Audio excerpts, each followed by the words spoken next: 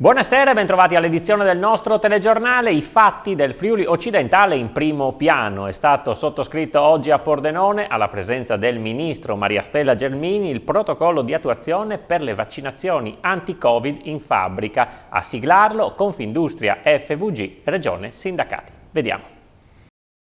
Le fabbriche sono pronte ad accogliere le vaccinazioni anti-Covid. Di più, gli imprenditori ci metteranno soldi e organizzazione, come già accaduto in passato per i tamponi e l'antinfluenzale.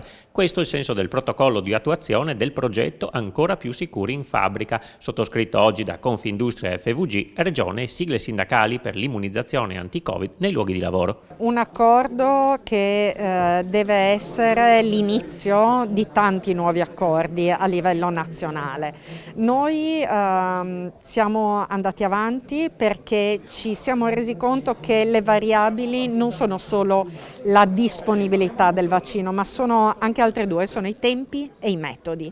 Noi vogliamo essere pronti a sostenere il sistema sanitario, quindi non a sostituire, a sostenere il sistema sanitario nel momento in cui i vaccini saranno disponibili e sarà fondamentale somministrarli nel più breve tempo possibile. Nell'accordo è prevista la partecipazione finanziaria del mondo degli industriali per le spese accessorie al vaccino e l'organizzazione delle somministrazioni in collaborazione con le cooperative dei medici di cure primarie e la Croce Rossa. È un'operazione al servizio dei cittadini, dei lavoratori di tutta questa regione. Noi contribuiremo in modo rilevante alla campagna vaccinaria. L'accordo è stato firmato oggi a Pordenone alla presenza anche del Ministro per gli Affari Regionali e le Autonomie, Maria Stella Gelmini. Questa non è una battaglia che si vince dai ministeri o da Palazzo Chigi, si vince se si mettono in movimento tutte le energie presenti nel Paese. Il Presidente della Regione, Massimiliano Fedriga, ha posto l'accento sull'importanza di avere a disposizione le dosi di vaccino necessarie. Se a marzo dello scorso anno l'unica via erano le restrizioni e le chiusure, oggi l'arma ce l'abbiamo. Se non ci forniscono le munizioni è inaccettabile perdere la guerra perché non abbiamo le munizioni, perché l'esercito del Friuli Venezia Giulia è in campo e siamo sempre stati in prima linea. Un atto importante, il parere di CGIL, CISL e UIL, che potrebbe aprire le porte a sottoscrizioni simili per commercio, artigianato e cooperazione. Quando dobbiamo lavorare su temi importanti e soprattutto di prospettiva per lavoratori, aziende e territorio, non abbiamo mai avuto grandi discrepanze nella gestione di queste tematiche qua. Credo che questo sia un valore aggiunto della nostra regione. In collegamento ha parlato anche il presidente di Confindustria Friuli Venezia Giulia, Giuseppe Bono, che ha lanciato un appello al governo. Caro Ministro, spero che si faccia portavoce, coinvolgete tutti, tutta l'Italia deve essere coinvolta per il recovery plan. I soldi da soli non sono sufficienti a fare un'inversione di tendenza, perché se no non si capisce perché in passato non l'abbiamo fatto. Parliamo ancora di Covid. Il picco dei contagi arriverà poco prima di Pasqua. A dirlo è l'infettivologo Massimo Crapis, che sottolinea che alla base dei maggiori contagi c'è il mancato rispetto delle regole, oltre a una variante inglese che si è scoperto essere più letale. I numeri del Friuli Venezia Giulia fanno sempre più paura e pongono la regione ai vertici tra le peggiori in Italia sul fronte contagi e morti da Covid, seppure con differenze territoriali, dagli oltre 600 positivi su 100.000 abitanti di Udine a meno di 200 di Pordenone. Una situazione che prova a spiegare così l'infettivologo Massimo Crapis. Ovviamente la prima valutazione che viene da un punto di vista epidemiologico è pensare che in queste zone ci sia stato meno rispetto di quelle norme che predichiamo da tanti mesi, cioè mascherina, distanziamento e lavaggio mani. Probabile che i contagi aumentino ancora per un paio di settimane. La stima epidemiologica della terza ondata dice che dovremmo avere un picco fra 10-15 giorni, quindi poco prima di Pasqua. Speriamo quindi che poi con Pasqua e soprattutto nel periodo post Pasqua si possa andare a una riduzione importante della curva dei contagi e a quel punto poi, venendo anche la bella stagione, questo poi ci possa consentire di non avere più ondate di questa portata. In novità di oggi si è scoperto che la variante inglese non è soltanto più contagiosa. È appena uscito un lavoro su un'autorevole rivista scientifica che fa vedere i primi dati anche clinici della variante, fa vedere che c'è un incremento di 3 morti ogni 1000 contagiati, quindi correla anche con una forma di clinica lievemente più grave e quindi effettivamente i dati crociano con la real life in questo momento, perché purtroppo abbiamo ricoverato tanti pazienti molto giovani che versano comunque in condizioni assolutamente critiche. Quanto alla sospensione del vaccino AstraZeneca, in attesa si pronunci l'Agenzia Europea del Farmaco, preoccupa il mondo della sanità. Se ci sarà un pronunciamento dell'EMA che non c'è questo nesso di causalità, la vaccinazione deve riprendere il prima possibile. Noi viviamo con frustrazione questi giorni perché secondo noi si sta perdendo tempo rispetto alle persone da vaccinare. Nessuna possibilità di allentamento delle misure restrittive rispetto alla zona rossa per il Pordenonese, a dirlo è il presidente della regione Massimiliano Fedriga. A lui è stata indirizzata una lettera in tal senso da Fratelli d'Italia, contrari invece Forza Italia e 5 Stelle. Come annunciato, gli amministratori di Fratelli d'Italia del Friuli Occidentale oggi hanno inviato una lettera a Regione e Ministero della Salute per chiedere un allentamento delle restrizioni nel Pordenonese, una zona arancione o quantomeno la ripresa di scuole elementari, materne e asili nido, visti i minori contagi sul territorio. Sul tema anche il senatore Luca Ciriani si sta muovendo in Senato.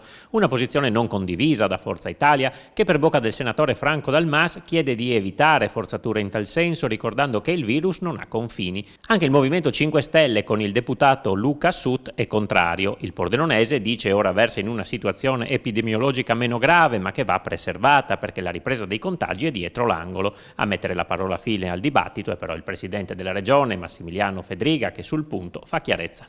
Io non posso fare da una zona rossa farla diventare una porzione arancione o gialla. E mi dispiace che questo non sia stato ancora compreso soprattutto da chi amministra la cosa pubblica, perché ormai è da diversi mesi che portiamo avanti questo meccanismo. E quindi una lettera indirizzata al Presidente della Regione è una lettera che purtroppo non può trovare una risposta semplicemente perché non ho nemmeno le leve per poter decidere in tal senso.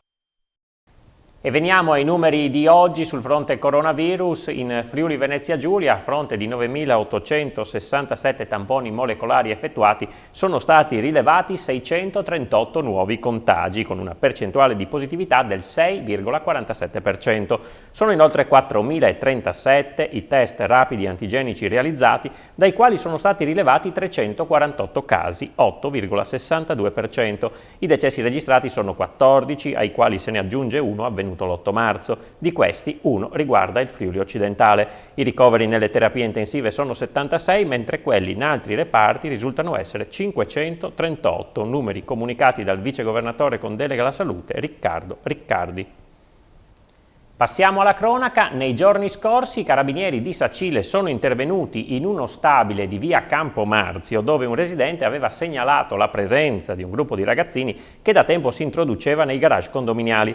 All'arrivo dei militari i ragazzini si sono lanciati in un fuggi-fuggi in generale, ma alcuni sono stati comunque bloccati e nel tentativo di dileguarsi hanno abbandonato zainetti e bottiglie di superalcolici rubate in precedenza in un magazzino di un pubblico esercizio. I ragazzi, convocati in caserma in presenza dei genitori, hanno confermato che da tempo si introducevano nel magazzino. Complessivamente si erano impossessati di oltre una trentina di bottiglie di superalcolici, alcune nel frattempo vendute a coetanei, altre nascoste. I militari hanno restituito agli aventi diritto più di metà della refurtiva. Per i giovani è scattata la denuncia all'autorità giudiziaria minorile per concorso in furto aggravato. Cambiamo argomento, procede l'opera di demolizione dell'ex ospedale di Portogruaro ad opera della ditta Moretto di Pordenone, un lavoro minuzioso a ridosso della chiesa quattrocentesca.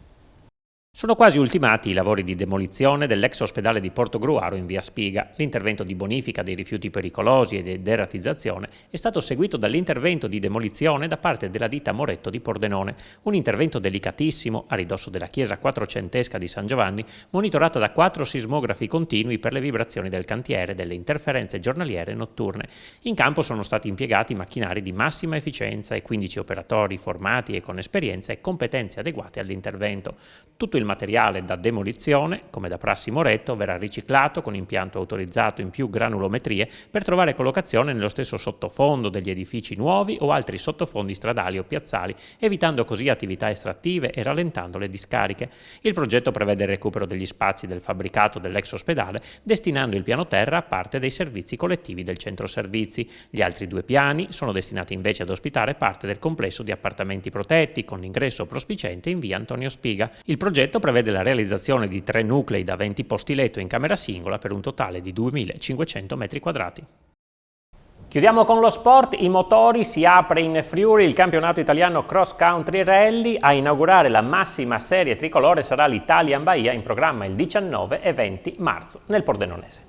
Tutto pronto per l'Italian Bahia, la gara di rally quest'anno denominata Artugna Race, organizzata dal Fuoristrada Club 4x4 Pordenone, in programma il 19 e 20 marzo, grazie al sostegno delle amministrazioni comunali di Aviano, Budoia, Fontanafredda e Polcenigo, che lambirà il torrente della Pedemontana e tornerà protagonista del risveglio motoristico primaverile. Appuntamento fissato per venerdì 19 marzo alle 14 per l'inizio delle operazioni preliminari con base all'Interporto di Pordenone, dove sarà allestito l'intero quartier generale della corsa. Sabato 20 la partenza dall'Interporto alle 9:15. L'unico settore selettivo, Artugna, di 30 km su sfondo sterrato e compatto, verrà percorso per 3 volte, con start in zona industriale a San Giovanni di Polcenigo e fine prova ad Aviano in via del Menegoz. Rientro dopo ogni giro all'Interporto per il parco assistenza a fine giornata per la doppia cerimonia di premiazione con inizio alle 18. L'Italian Bahia International Artugna Race è la prima gara del campionato italiano cross country.